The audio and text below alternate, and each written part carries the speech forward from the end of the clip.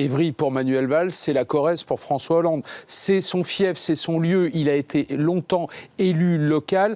Pendant qu'il était à Matignon, personne ne s'en est rendu compte. Il y allait quasiment chaque semaine, notamment parce qu'il se disait « si François Hollande m'empêche d'aller à la présidentielle, ce sera mon lieu de repli ». Eh bien, au lieu d'être son lieu de repli, ça va être le lieu où il va décoller, où il va annoncer sa candidature à la présidentielle. La deuxième question évidemment importante qui se pose, parce qu'il y a Conseil des ministres quand même mercredi, c'est qui pour le remplacer? Qui tient la corde? Alors d'abord, il y a le déjeuner aujourd'hui. Tout va se jouer là entre François Hollande et Manuel Valls. Il y aura sans doute annonce de démission dans la foulée, annonce de candidature. Et évidemment, pour François Hollande, le remplaçant de Manuel Valls est très important. Vous savez, tous les prédécesseurs de François Hollande, ils ont eu 5 minutes pour quitter l'Élysée.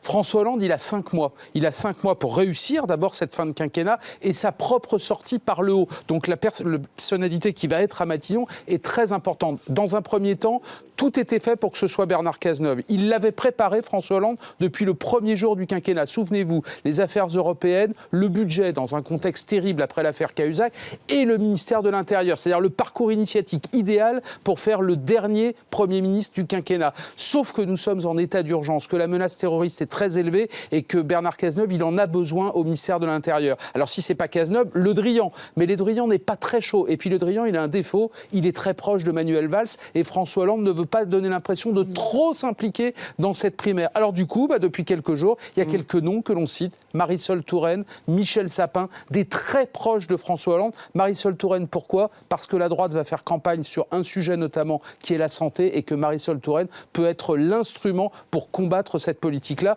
La réponse, elle va venir très très vite, mais François Hollande a d'abord et avant tout besoin, à la tête de Matignon, de quelqu'un qui lui soit très proche pour, main dans la main, préparer cette sortie, ces 5 mois qui lui restent avant sa sortie de l'Élysée.